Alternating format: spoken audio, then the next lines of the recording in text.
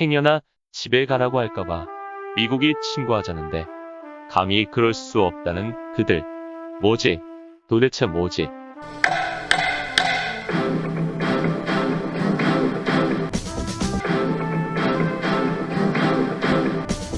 제가 올린 미국 관련 콘텐츠들의 주요 내용은 단순합니다. 친미 동맹. 미국과 친하게 지내지만 대등한 동맹 관계를 하자. 종미 종소. 미국의 빌부터 안보 구걸하고 미국의 뜻에 따라 살아가는 종소 반대입니다. 종놈이 다치거나 병들면 누가 손해일까요? 당연히 종놈의 주인이 재산상의 피해를 봅니다. 로마 제국 시절 원형 경기장에서 싸우던 검투사들이 모두 종의 신분이었습니다. 검투사에게 크고 작은 부상은 당연하였고 검투사의 주인인 귀족은 검투사의 사망으로 인한 피해를 줄이기 위해 치료에 애를 쓰고 그 결과 외과 의술이 발달합니다. 검투사의 생명을 존중해서가 아니라 비싼 몸이었기 때문에 치료만 되면 돈을 많이 벌어주기 때문이었습니다.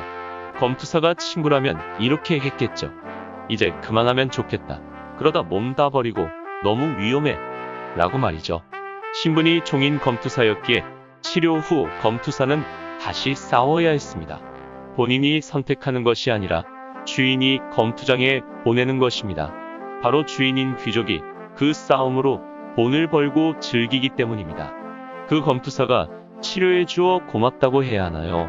그 검투사가 고맙다고 하지 않는다 하여 은혜를 모른다는 말을 하는 분들이 있습니다.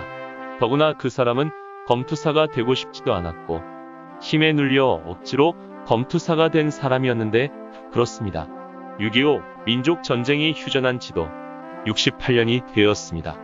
이제 그만 싸울 때도 되었습니다만 종전은 안 된다고 미국은 말하고 있고 국내에선 종전과 평화를 주장하면 종북 빨갱이가 되기도 합니다.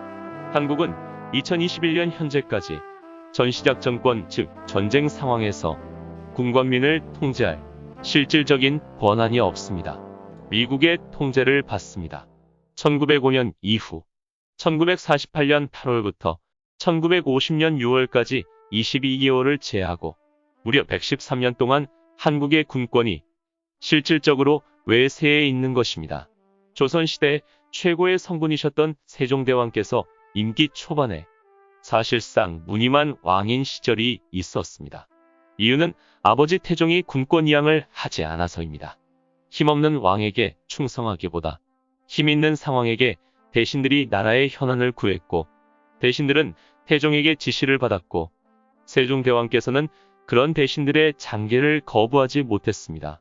하물며 부자간에도 그랬습니다. 평시 작전권이란 것이 있습니다.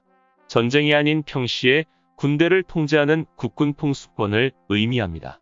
1993년 김영삼 대통령이 이를 찾아옵니다. 그럼 그 이전에 군권 전부는 미국에 있었겠지요.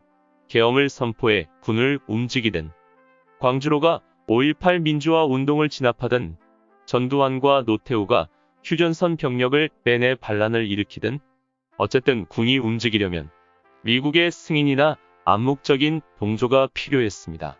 군대를 동원했으니까요. 박근혜 탄핵 당시 미국에서 휴양 중인 기무사 사령관이 계엄문건을 만듭니다. 많은 이들과 만나고 통화하고 이견을 조율했을 것입니다. 세계 제1의 정보망과 추적 수사기법을 지녔다는 미국이 못 잡는 능력을 그분이 가지고 있죠. 계엄문건을 만들고 실행 계획을 세웠으며 예비음모죄로 기소 중지 상태인 기무사령관이 미국에서 휴양 중이라고 그래서 저는 표현합니다. 사드 도입을 가장 반대하며 차기 정권에 넘겨달라고 한 것이 누구며 탄핵 후 가장 당선이 유력한 이가 누구인지 모를 국민과 나라가 몇이나 되겠습니까? 탄핵이 안 되면 실행하기로 한 그 계엄령의 첫 제어 대상자가 분명 문재인 현 대통령이었을 것입니다. 전두환이 김대중, 김영삼 전 대통령 두 분을 첫 제어 대상자로 삼은 것을 우린 알고 있습니다.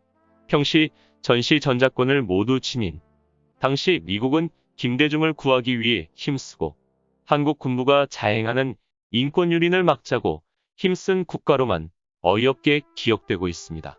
한국군이 한국에서 미군을 배척하는 건 어렵지 않습니다.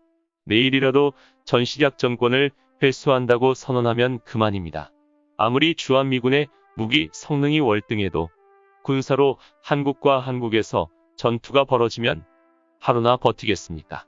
한국이 일방적으로 선언하고 협정을 위반해 회수해버리면 미국이 군사 조치가 아닌 중국, 북한처럼 무역으로 경제보복을 시작하겠죠. 미국 국익을 위협하는 국가라고 하면서 말이죠. 이런 위험성을 피하고자 한국 정부가 협상으로 전시작전권을 가져오려고 하고 주둔방위비 협상을 하는 것입니다. 당장에 큰 소리 한번 치면 국민적 인기는 올라가겠지만 그 이후 한국 경제 상상이 가지요. 세계에서 한국은 대표적인 친미국가 중 하나입니다. 과거에 어떤 변곡점이 있었든지 간에 현재 친미가 국익에 가장 유리한 것은 사실입니다. 그러나 친미와 종미는 구분해야 합니다. 현재 미국과 반대편에 설 이유가 없습니다. 그렇다고 주권국가가 미 패권전쟁에 휘둘리는 게 뻔한 상황에서 전시작전권을 나 몰라라 할 수는 없습니다. 미군이 주둔한 국가 중 전작권이 없는 유일한 나라가 대한민국입니다. 군사력 순위 6위라는 나라가 처한 현재 상황입니다. 미국이 국토를 방어하는데 도움을 준다고 조력자로 표현하지 않고 지켜준다고 단정적으로 말하는 이들이 있는 곳은 일본과 대한민국뿐입니다. 일본엔 점령군으로, 한국엔 주둔군으로 미군이 있습니다. 그런데 일본 전작권은 일본에 있습니다. 전범국인데 뭔가 이상하죠. 독일도 마찬가지입니다. 미군이 있는 모든 국가에서 대한민국만 전작권이 없습니다. 미군은 분명 대한민국 방어에 도움을 주는 존재입니다. 그런데 방어를 넘어서려는 것이 최근의 문제입니다.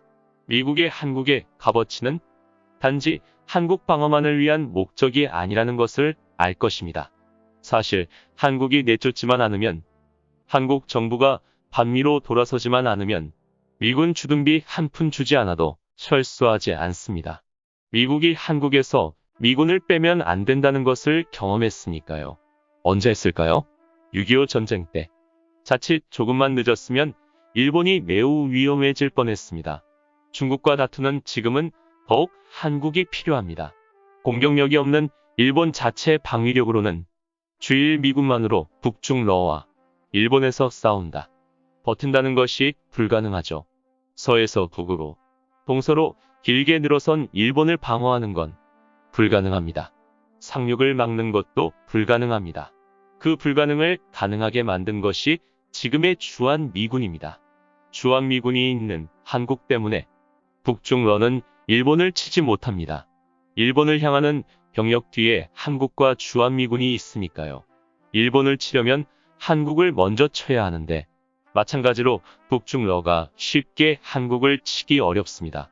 일본에 주일 미군이 있으니까요. 주한미군, 주일미군 그렇게 서로 보완하는 관계입니다. 그런데도 주둔비는 줘야 합니다.